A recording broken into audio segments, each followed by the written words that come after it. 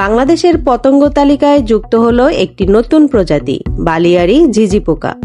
ইংরেজিতে একে বলা হয় ডুন ক্রিকেট বা মনস্টার ক্রিকেট।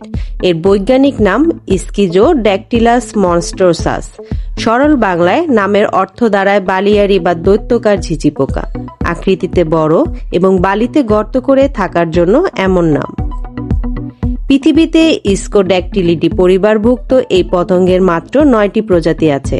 বাংলাদেশে এই পরিবারের পতঙ্গের প্রথম রেকর্ড এটি। তবে ভারত ও পাকিস্তানের কিছু অঞ্চলে এদের আগে থেকেই পাওয়া যায়।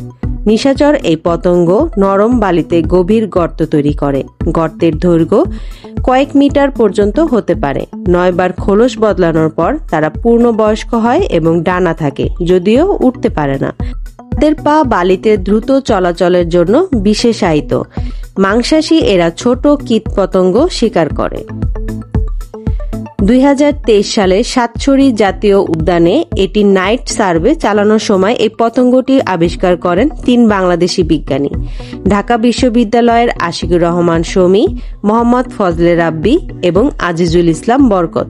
গবেষণায় আরও যুক্ত ছিলেন পাকিস্তানের সিন্ধু বিশ্ববিদ্যালয়ের অধ্যাপক রিফাত সুলতানা। ঢাকা থেকে সাতছড়ি পৌঁছাতে সন্ধ্যা নেমে আসে।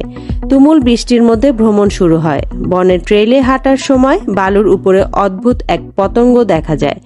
এটি দেখতে ঝিঝি পোকার মতো হলেও আকৃতি ভিন্ন। পতঙ্গটির ছবি তুলে ঢাকায় ফিরে পুরনো গবেষণাপত্র পর্যালোচনা করে নিশ্চিত হওয়া যায় এটি বাংলাদেশের জন্য নতুন। পতঙ্গটির পরিচয় নিশ্চিত করতে সিন্ধু বিশ্ববিদ্যালয়ের অধ্যাপক রিফাত সুলতানার সঙ্গে যোগাযোগ করা হয়। পরে যৌথভাবে একটি গবেষণাপত্র প্রকাশ করা হয় journal of Bangladesh academy of সায়েন্সে 31শে ডিসেম্বর।